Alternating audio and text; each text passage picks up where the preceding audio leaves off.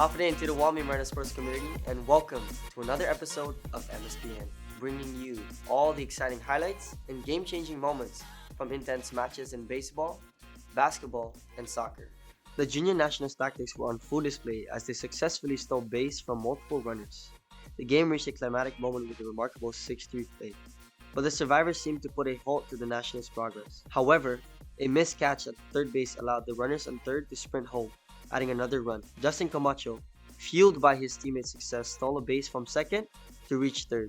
A fumbled catch by the catcher paved the way for Camacho's advancement, securing a 3-1 lead for the junior nationals. The survivors had their turn at bat in the top of the second inning but failed to score any runs, as the junior nationals defense held strong. In the bottom of the second, the junior nationals capitalized on an error by the survivors, allowing them to score another run, extending their lead to 4-1.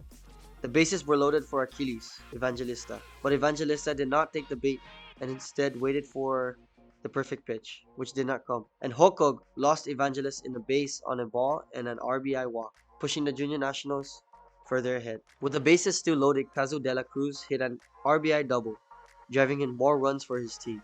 The excitement continued as Justin Camacho delivered a hit to right field for a base hit RBI.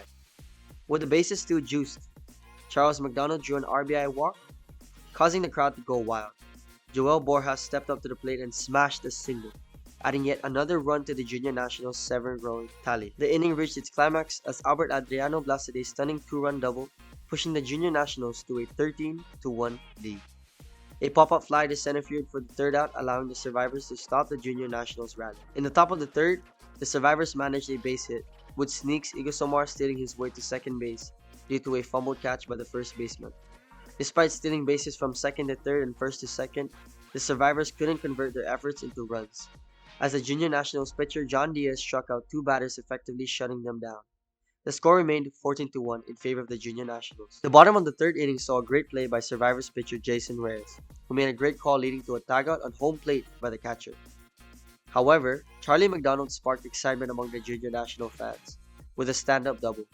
The survivors pitcher regained control, striking out the next batter, preventing any runs from being scored. In the top of the fourth, JP Castro from the survivors made a daring move as sprinted to home from third, sliding in safely. The score now stood at 13-2, but the junior nationals still held a substantial lead. In the bottom of the fourth, Joel Camacho kicked off the inning with a stand-up double.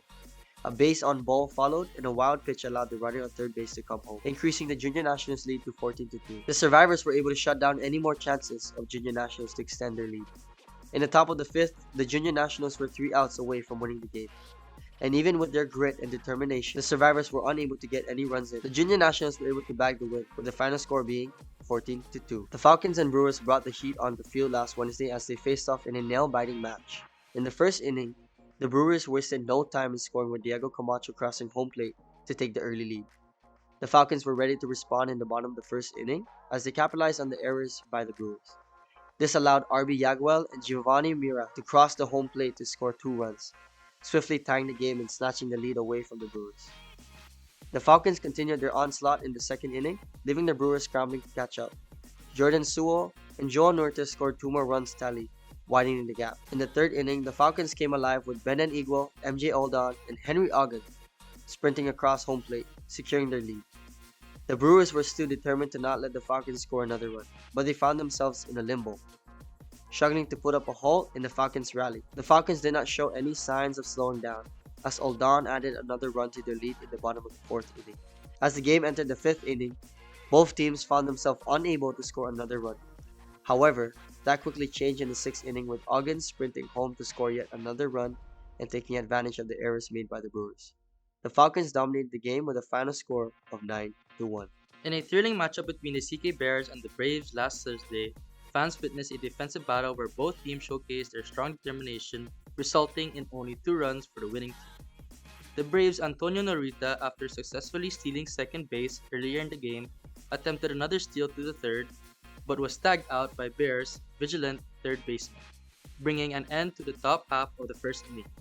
The Braves pitcher IJ Tegita showcased his skills by striking out the first 2 batters and including an easy third out when Goro Iskawa hit a line drive to the shortstop, who then threw to first base.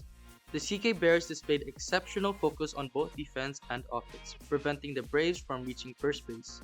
When it was their turn to bat, Henry Lizama and Angel Palacios each achieved a base hit and successfully stole a base.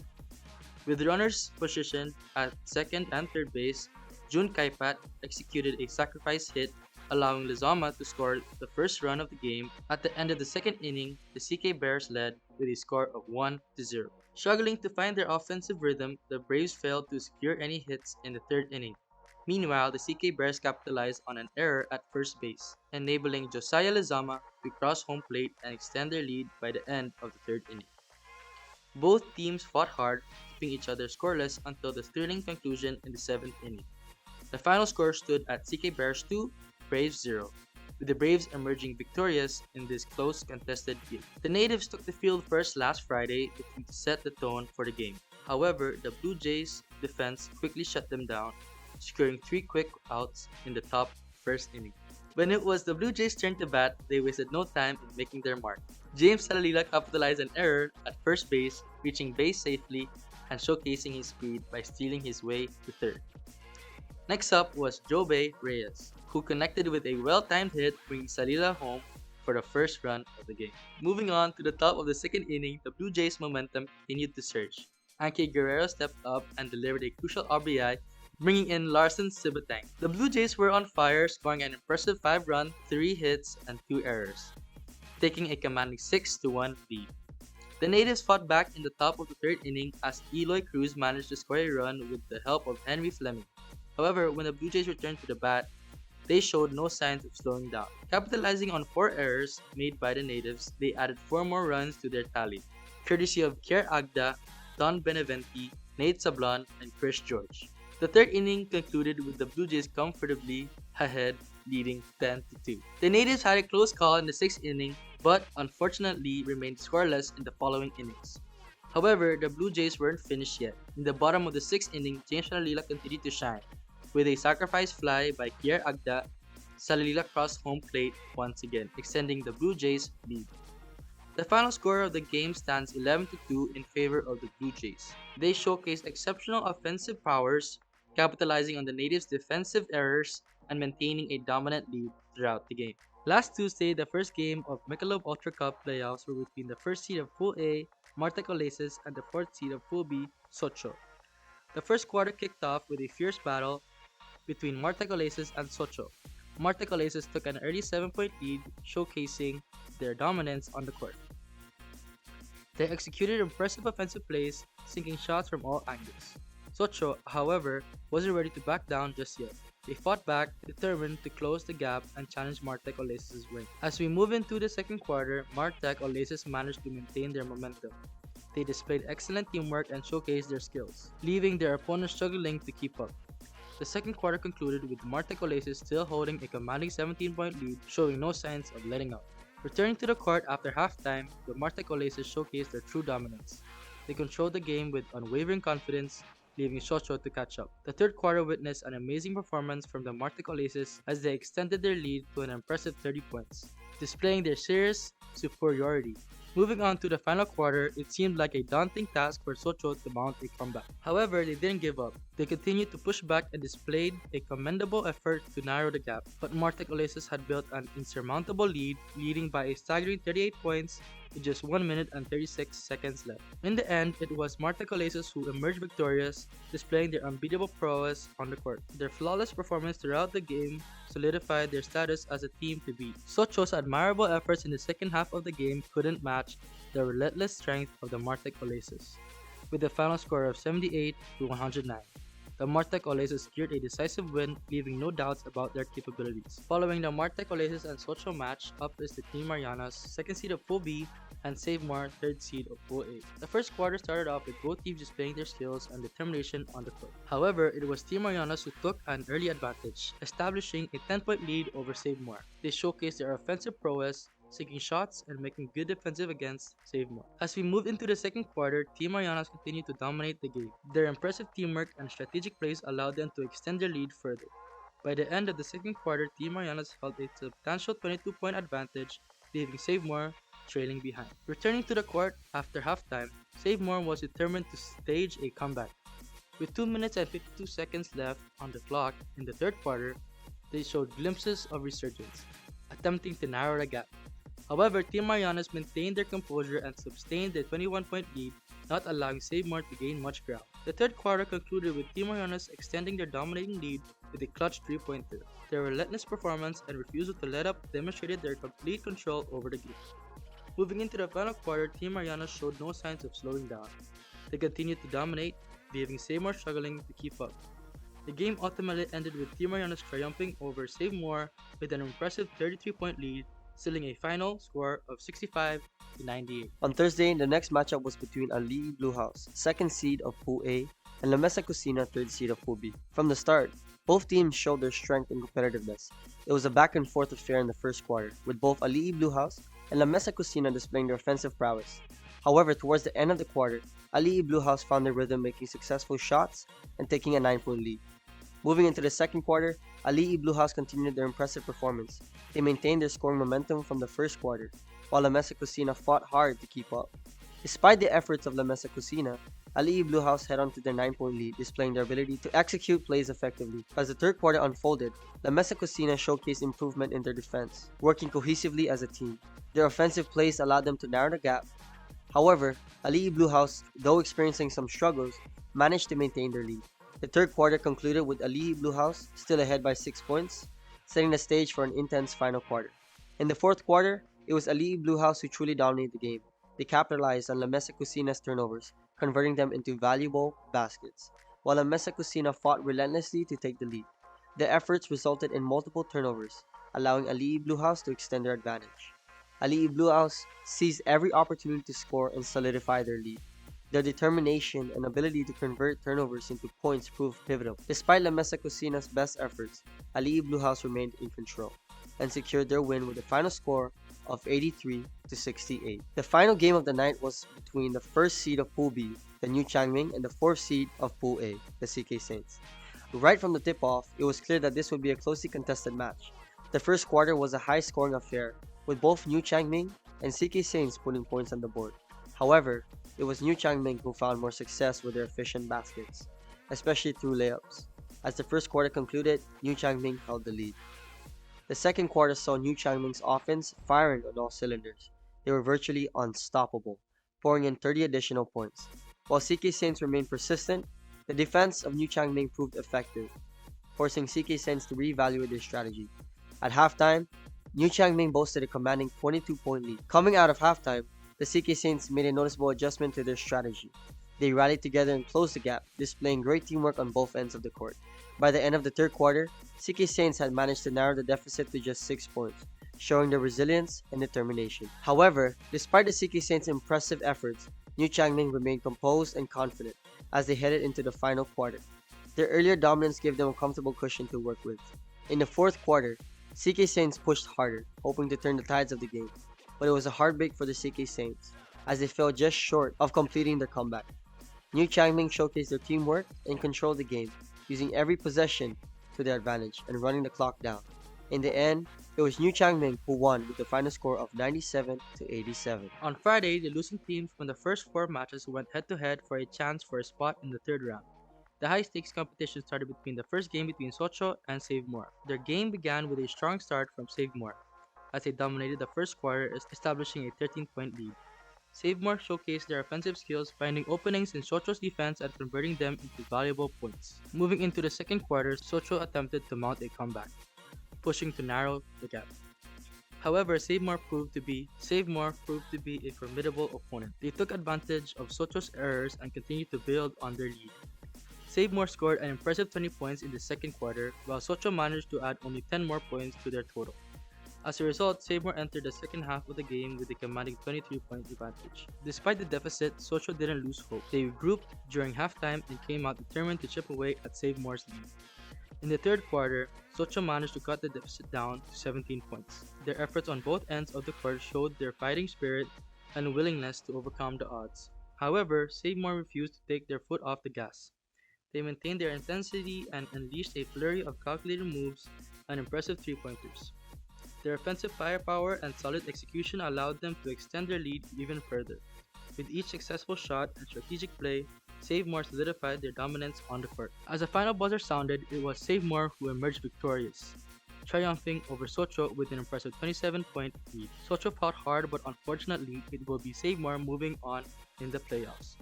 Their relentless drive and ability to capitalize on their opponent's mistakes proved to be the decisive factors in this matchup, ending the game with a final score of 95 to 68. The next exciting match on Friday was between La Mesa Cocina and CK Saints. The game started off with both teams displaying great determination as they fought hard to gain the upper hand. The first quarter ended in a tie, reflecting the evenly matched kills on both La Mesa Cocina and CK Saints. Neither team showed any signs of slowing down, setting the stage for a gripping battle. Moving into the second quarter, the game intensified with CK Saints managing to outplace La Mesa Cocina, gaining a 9-point advantage heading into the last half of the game. Players from both teams showcased their talents and tenacity, leaving the audience on the edge of their seats. As the third quarter began, CK Saints turned up the heat and dominated the game. They unleashed a tremendous display of skill and teamwork, amassing a remarkable 21-point lead. The CK Saints were determined to secure a commanding position for the last quarter of the game. Despite the uphill battle, La Mesa Cocina gave it their all. They fought with unwavering spirit and executed strategic plays to narrow the gap. However, CK Saints proved to be the superior team, showcasing a fantastic performance overall. Their cohesion and individual talents combined created an insurmountable challenge for La Mesa Cocina. When the final buzzer sounded, CK Saints were victorious, closing the game with a final score of 82 to 72, a well-earned 10-point lead over La Mesa Cocina.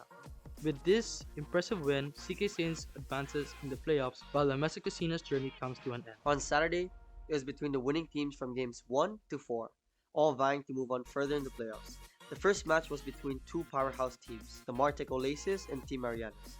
The game began with both teams showcasing their defensive prowess, making it challenging for either side to score. However, Martec Oasis managed to take a slim 1-point lead over Team Marianas by the end of the first quarter. Moving into the second quarter, the intensity heightened as the stakes grew higher. Martec Oasis made crucial mistakes in this heated period, allowing Team Marianas to seize the opportunity and snatch the lead. As the second quarter came to a close, Team Marianas held a 2-point advantage over Martec Oasis. Their strong performance and ability to exploit their opponent's errors gave them the upper hand. As the third quarter commenced, Team Marianas' lead was short-lived. Martec Oasis stepped up the game, avoiding costly errors. Their impressive performance propelled them to a 12-point advantage heading into the final quarter. Martec Oasis showcased their resilience and determination, leaving no room for doubt about their capabilities. However, Team Marianas was not willing to go down without a fight. They launched a relentless push, cutting down Martec Oasis' lead to just 4 points in less than 3 minutes at the start of the fourth quarter. The game intensified as both teams battled fiercely. With only 12 seconds left on the clock and Martec Oasis maintaining a 3-point lead, Team Marianas called a timeout to strategize their final move, aiming for a game-tying 3-pointer. However, time slipped away and the last-second attempt fell short. Martec Oasis proved once again that they are the team to beat, securing a hard-fought victory with a final score of 61 to 64. Martec Oasis move on to Game 11, and Team Marianas has one more chance to win in Game 10 in order to advance in the playoffs. Up next were Ali Blue House and New Changming, with their game gaining steam quickly, and New Changming asserting their dominance early on. Their ability to execute plays effectively put them in a commanding position with an impressive 11-point advantage as the first quarter came to a close. However, Ali'i Blue House refused to back down and fought back in the second quarter, momentarily tying the score with New Changming. It was an intense period, showcasing the determination and resilience of Ali'i Blue House. But New Changming swiftly regained control and managed to secure a slight 2-point lead before halftime. As the teams entered the second half of the game, it was clear that every possession would be crucial. The 2-point difference made it a fiercely contested battle, with both teams hungry for victory. Ali'i Blue House put up a valiant effort to narrow the gap, but New Changming responded with equal intensity. In a heated third quarter, New Changming elevated their performance and emerged on top with a 12-point lead. Their ability to maintain their composure and execute their game plan effectively allowed them to establish a significant advantage. Ali'i Blue House fought hard to stay in the game, but the relentless push from New Changming proved too difficult to overcome.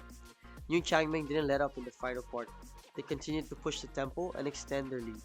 With each well-executed play, they solidified their position as the clear front runners in the game, ultimately ending it with a staggering 20-point lead over Ali'i Blue House in a final score of 94 to 74. New Changming remains undefeated and moves on for the most exciting matchup of the season yet, between another undefeated team in Game 11 against Martec Oasis. Sunday was an all-or-nothing game day, with 4 teams fighting for just 2 spots in Game 12. First up was Ali'i Blue House and Save One. and from the very beginning it was evident that Save More was determined to take control of the game. They showcased their dominance with impressive plays and clutch three-pointers, setting the tone for the match. As the second quarter unfolded, Save More continued to showcase their skills and strategic prowess. Despite Ali Bluehouse scoring 20 points during the period, Save More managed to maintain a 10-point lead by the end of quarter. Despite Alihi Bluehouse scoring 20 points during the period, Save More managed to maintain a 10-point lead by the end of the quarter. Their ability to take advantage of their scoring opportunities allowed them to retain control of the game. However, Alihi Bluehouse was not ready to surrender. They powered through and began closing the gap in the third quarter, with Save More leading by just a slim 1 point. Alihi Bluehouse intensified their efforts, setting the stage for an intense battle in the final quarter. In the fourth quarter, both teams fought fiercely to take control. Alihi Bluehouse's three-point shooting allowed them to take the lead, and with less than 3 minutes remaining on the clock, the momentum shifted against Save More. However, Save More swiftly countered Alihi Bluehouse's surge with just 1 minute left. They regained the lead by 1. Alihi Bluehouse fought valiantly but committed crucial fouls, allowing Save More to extend their advantage to 4 points. Save More maintained their composure and held on to their lead until the final buzzer. In a close battle, Save More secured a well-deserved victory with a final score of 58-65. Finally, we closed off the weekend with one more high-stakes game between the CK Saints and Team Marianas, with only the winner moving further in the tournament. The first quarter started off with a solid performance from both teams. The CK Saints took an early lead, ending the first quarter with a score of 16-10 in their favor. However, as the second quarter commenced, Team Marianas fought back, tying the game at 20-20 with 16 minutes and 31 seconds remaining on the clock. Team Marianas displayed relentless intensity, wearing out the CK Saints. However, the CK Saints were determined to keep up with their opponents. By the end of the second quarter, Team Marianas had gained the upper hand, leading by 7 points. The third quarter saw end-to-end action with both teams battling out on the court. Team Marianas found their rhythm and kept their lead by just 4 points, and the CK Saints refused to back down. The clock continued to tick down, and with just 22 seconds remaining, the CK Saints still found themselves behind. In an impressive final seconds, the CK Saints made 2 3-point shots, but it wasn't enough as Team Marianas still emerged as victorious with a 3-point lead in a final score of 69-72. And that concludes our Michelob Ultra Cup Playoffs Week 1 recap. Congratulations to the winning teams advancing in the playoffs. And kudos to all for your impressive performances and showcasing the powerhouse players from our very own Cinemite teams. The Tenexa Awal Women's League held their second week of games at NMISTC, Koblerville, and the competition was fierce. Let's take a look at who came out on top last week Wednesday. In an exciting match, the NMI U17 development team faced off against Take Care. Take Care's Summer Manahani started the scoring in the 6th minute, but the NMI U17s fought back with goals from Megan Eleda and Valerie Estella. Manahani scored 2 more goals before halftime. In the second half, Manahani scored her 5th goal, and Pia Nyawak added another for Take Care. Despite the scoreline of 7-3 in Take Care's favor, the NMI U17s showed resilience and spirit, with Eleda scoring a second goal in the dying minutes. The second game featured an aggressive face-off between Kanoa FC and Shirley's FC. Both teams were on fire, putting up an intense display of skill and determination. The game was a back-and-forth battle, with both teams fiercely defending their territory. Shots were hard to come by, as the defense was simply impenetrable. However, in the 29th minute of the first half, Shirley's Yana Casarino scored a penalty after a foul inside the goal box. Kanoa tried to equalize, but the first half ended with Casarino's goal being the only one on the scoreboard. In the second half, the game intensified even further, with both teams unleashing a flurry of shots. The match was physical and heated, with neither team willing to back down. It seemed like no one would be able to find the back of the net until the 71st minute when Casarino made a costly mistake and scored an own goal, giving Kanoa Football Club a much-needed point. The match ended with a draw 1-1. Here are the latest standings for the Tenexa Awals Women's League. In first place is Shirley's, with Kanoa trailing closely behind in second, and in third place is Take Care, followed by the NMI U17 development team. Pari FC and Matanza FC clashed in a fierce game in the Flores P. Lawal Women's League. Megumi West scored for Pari in the 14th minute, and Charlotte Casil added another goal in the 37th minute to secure the lead. Matanta tried to make a comeback, but Pari's defense was impenetrable, resulting in a final score of 2-0. The players from both teams put up a strong fight, leaving the field exhausted but proud of their performances. Shirley's FC and Kanoa FC had an exciting rematch, scoring goal after goal in a nail-biting game. Shirley's Michaela Lopez and Kanoa's Yelen Ha were standouts with multiple goals each.